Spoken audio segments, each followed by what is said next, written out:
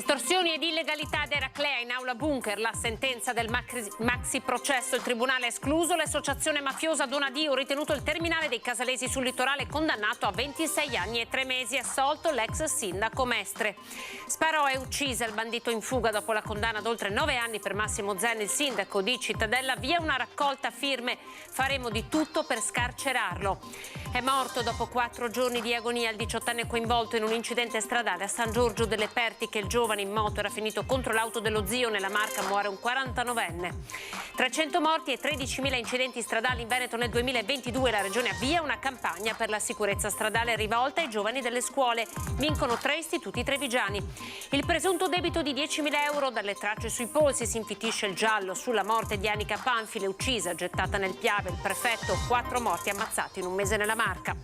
Aggredito e minacciato i sanitari della comunità di Vicenza, nella quale vive, poi anche i poliziotti intervenuti per fermarlo. Per bloccarlo gli agenti hanno dovuto usare il taser. Oggi l'Arma dei Carabinieri festeggia il 209° anno dalla fondazione. A Padova i Carabinieri della Regione Veneto tracciano un bilancio dei reati commessi nell'ultimo anno. TG Veneto, buonasera, ben ritrovati. Partiamo come sempre ogni lunedì e martedì dal sondaggio di questa sera di Ring, che è dedicato ai social e ai giovanissimi, a partire dalla proposta che arriverà in Parlamento del leader di Azione Carlo Calenda, ed è quella proprio dedicata al divieto di utilizzo dei social ai minori di 13 anni, una proposta che il leader di Azione ha intenzione di presentare in Parlamento. È giusto, secondo voi? Questo è il quesito che vi poniamo. Utilizzate i numeri che vedete in questo momento sullo schermo per dare la vostra risposta. La chiamata, lo ricordiamo, è sempre gratuita, un sì o un no con i numeri che vedete in questo momento in sovraimpressione. Ed andiamo ora in aula bunker a Mestre. Oggi la sentenza del processo sui casalesi. Il tribunale ha escluso l'associazione mafiosa, ridotte le richieste dell'accusa. Facciamo il punto. Donadio Adriano, responsabile del reato scritto al capo A1, riqualificato nella fattispecie di cui all'articolo 416, comma 2 5 del Codice Penale, e lo condanna alla pena di anni 5 mesi 8 di reclusione.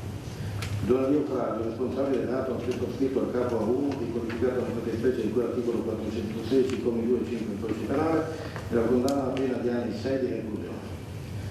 Donadio Luciano, lo condanna alla pena di anni 26, mesi 3 di reclusione ed euro 18.000 euro. Nella sentenza pronunciata alle 15 nell'aula bunker di Mestre, dopo una camera di consiglio durata una decina di giorni, a 3 anni dall'inizio del processo sulla presenza dei casalesi a Eraclea, si evince che il Tribunale di Venezia ha escluso l'associazione mafiosa.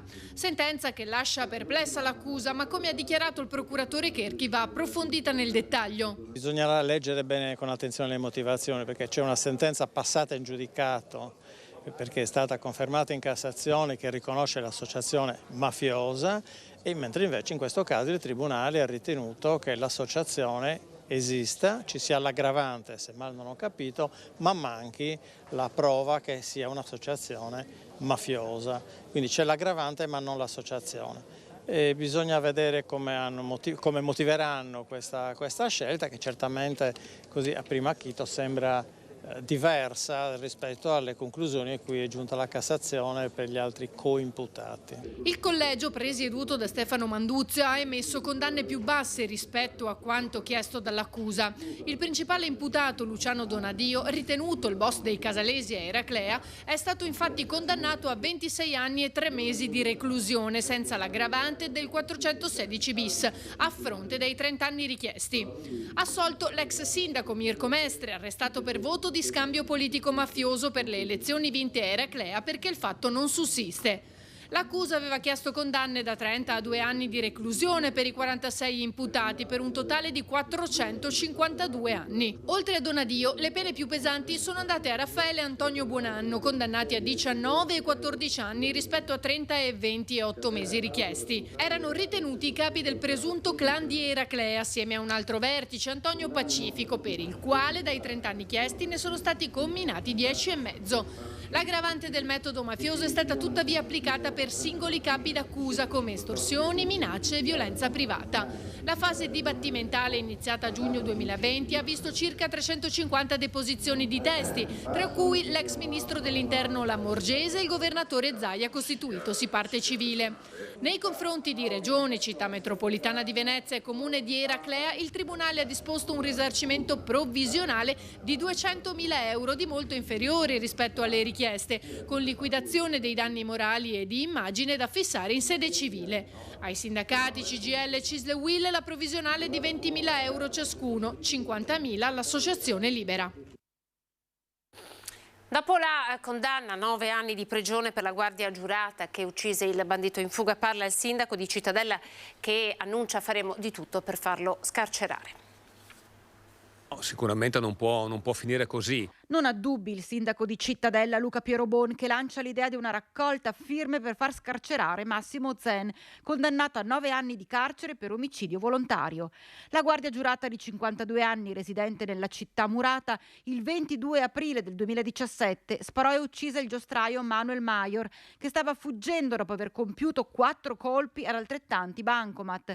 Mayor e i suoi complici avevano messo a segno diversi assalti tra Trevigiano, Bassanese e Alta Padovana.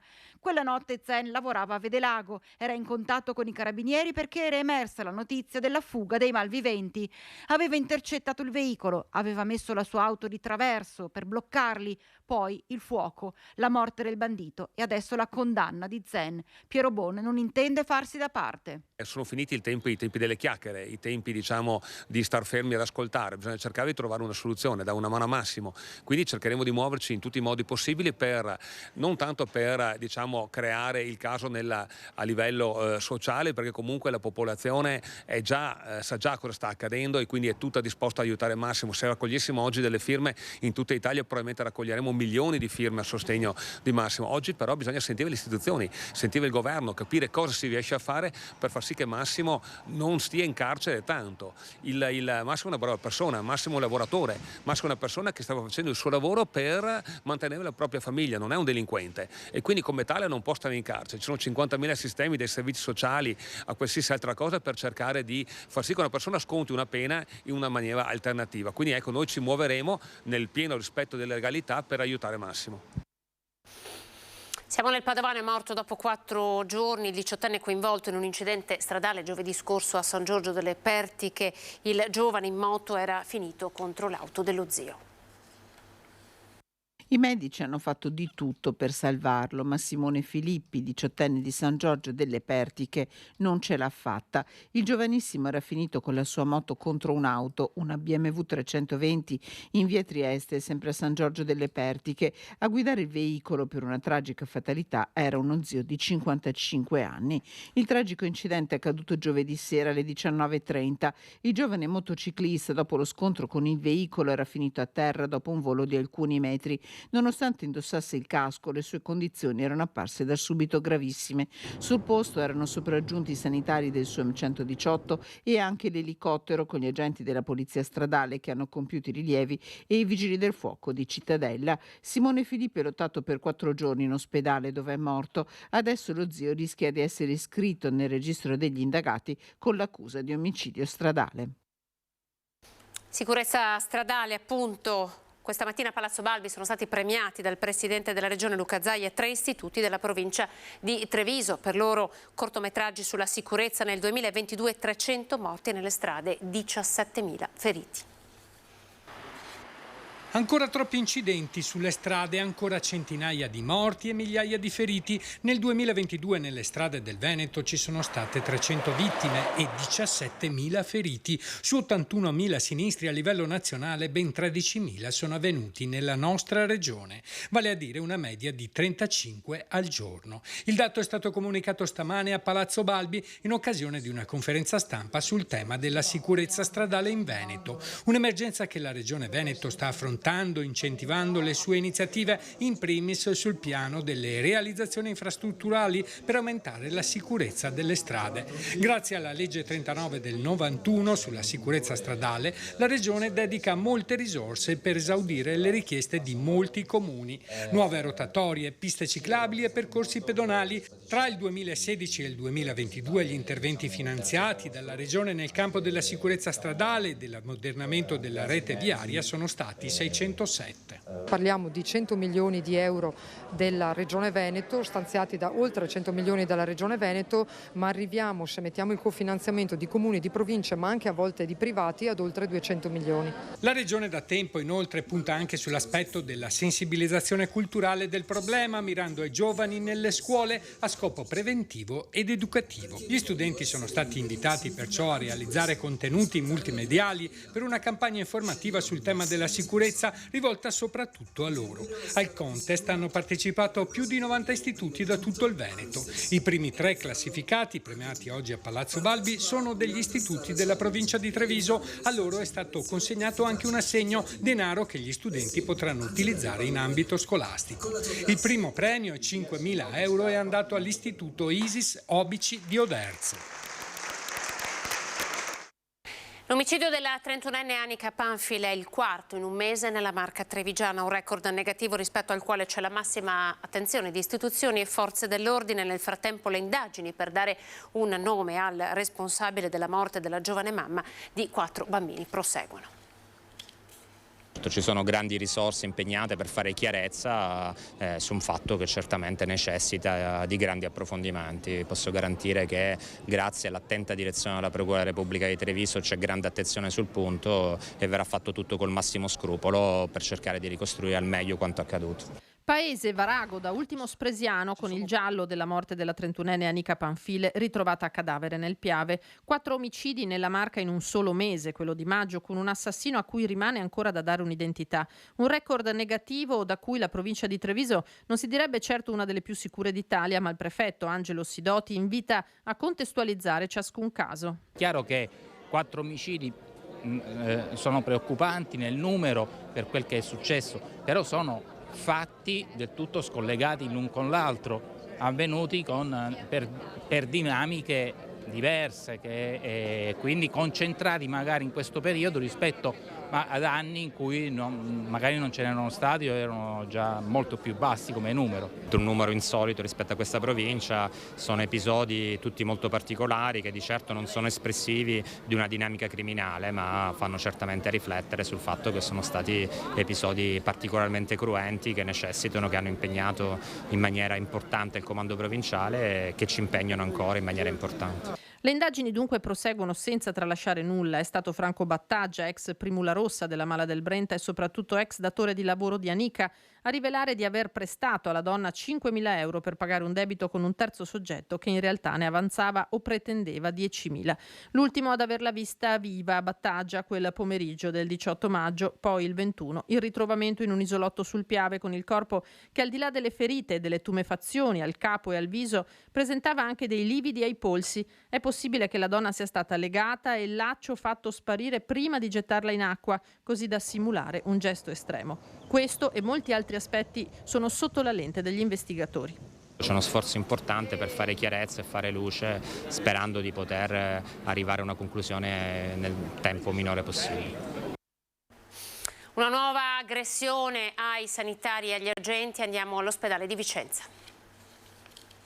È stato necessario intervenire con il taser per bloccare un ospite di una comunità di recupero di 28 anni che aveva dato pesanti segni di alterazione la notte scorsa. Il personale del SUAM era infatti intervenuto ieri in località Saviabona per tentare di sedare il cittadino italiano che aveva messo in atto atteggiamenti intimidatori e violenti che sono degenerati nel corso della nottata. Il personale medico alla fine aveva chiesto l'intervento degli agenti di una volante per poter procedere ad una valutazione psichiatrica, visto il comportamento tenuto dal soggetto. Ai poliziotti subito intervenuti non è rimasto altro che utilizzare la pistola elettrica per evitare che i gesti violenti degenerassero. Pochi secondi di pubblicità, tra poco. TG Veneto, ben ritrovati. 209 anni dalla fondazione dell'Arma dei Carabinieri, Arma che oggi a Padova ha tratto un bilancio di quest'anno. 2 ragazzi arrestati ad Est dopo essere stati sorpresi dai carabinieri a sfondare la vetrina di un locale a rubare 300 euro. Nell'abitazione di uno di loro a Cintuganeo è stata ritrovata una spada giapponese e una pistola a scacciacani. I 2 hanno tentato di scappare ma sono stati arrestati dai carabinieri, impegnati in un servizio di controllo del territorio per contrastare il fenomeno dei furti aumentati nell'ultimo periodo nella bassa padovana. Furti nelle attività commerciali e soprattutto nelle abitazioni che sono stati reati che più sono aumentati anche nell'ultimo anno, secondo i dati diffusi oggi dai Carabinieri della Regione Veneto in occasione del 209° anniversario della fondazione dell'Arma.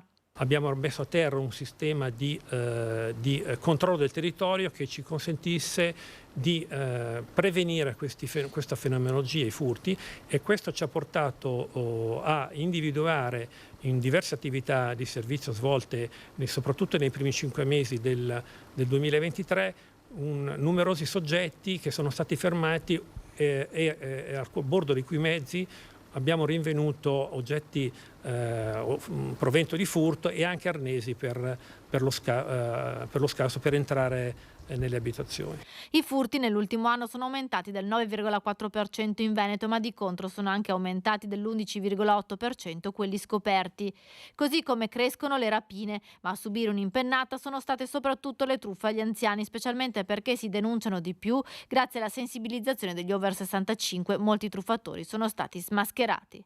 Truffe in aumento anche sul web con i furti di identità digitale. I carabinieri della Regione Veneto in questo periodo sono inoltre impegnati ad affrontare una recrudescenza di assalti ai bancomat. A meno che nell'ultimo mese ha ritrovato numerosi episodi di assalti a sportelli ATM, sia con l'uso di materie esplodenti, sia attraverso anche l'intromissione informatica nel sistema di erogazione del denaro e quindi attraverso il collegamento col sistema per venire all'erogazione di denaro contante dallo sportello ATM. In occasione della festa dell'Arma, la Regione Veneto ha ricordato che nei primi 5 mesi del 2023 sono stati 41 i carabinieri feriti in servizio. Nei giorni della tredicina migliaia i pellegrini arrivati al Santo, pensate soltanto nella giornata di ieri si sono superate le 3.000 persone per Sant'Antonio. In questi giorni stiamo assistendo a una straordinaria partecipazione con gruppi di pellegrini che arrivano da tutto il mondo. Ho notato tantissimi spagnoli ad esempio, ma non solo. C'è veramente un grande desiderio di ritornare a incontrare il nostro amato santo, di venire in questo luogo straordinario di fede, di cultura, di arte e di vita. Il gesto del pellegrino, la mano sul marmo dell'arca, una preghiera ad Antonio, una richiesta di grazia. Il cuore della Basilica del Santo diventa ancor più centrale, se possibile, in questi giorni di tredicina. Accanto ai fedeli, la comunità dei frati che raccoglie, anche a distanza, le intenzioni e le affida ad Antonio. È il nostro modo per farci vicino alle famiglie, a tutte le persone in difficoltà, per sentirci un'unica grande famiglia.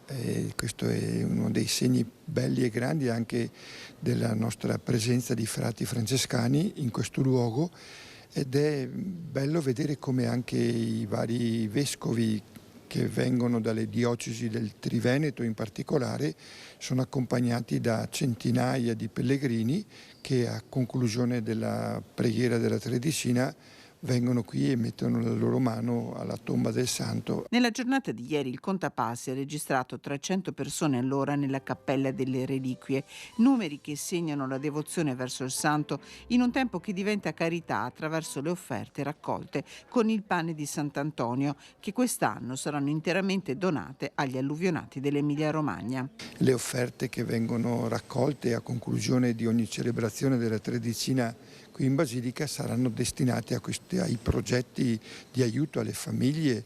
Abbiamo anche una nostra comunità che a Faenza che si è trovata completamente sommersa dalle acque che hanno tracimato, e sinceramente ci è sembrato il modo più bello anche per celebrare la festa di Sant'Antonio. E mentre continuano in Basilica gli appuntamenti del Giugno Antoniano, come sempre, Rete Veneta, emittente del network Media Nord-Est, continuerà a portare nelle vostre case la devozione verso Antonio. Fino al 12 giugno molteplici gli appuntamenti nel pomeriggio. Si parte alle 16:55 con le riflessioni quotidiane di Padre Mario Conte, alle 17 il Santo Rosario, alle 17:30 la preghiera della Tredicina che culminerà alle 18 con la Santa Messa. Grazie per essere stati in nostra compagnia. TG Veneto termina qui, siamo alle previsioni del tempo. Buon proseguimento con Antenna 3. Arrivederci.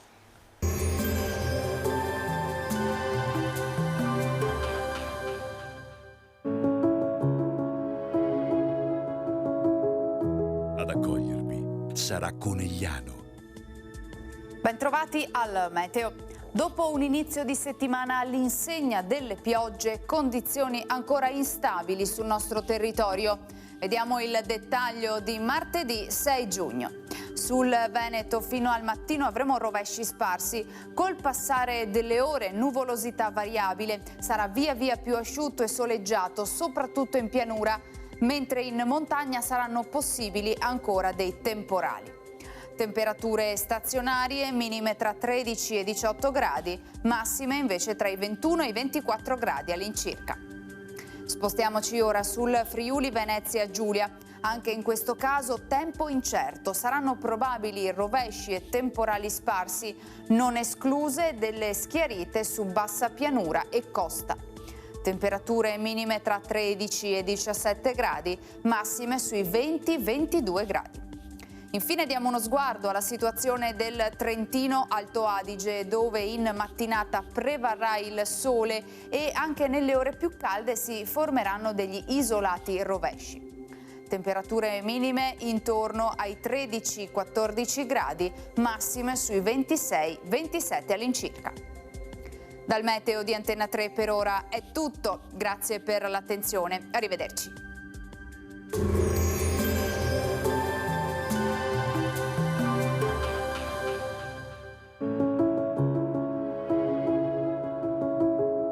Ad accogliervi sarà Conegliano.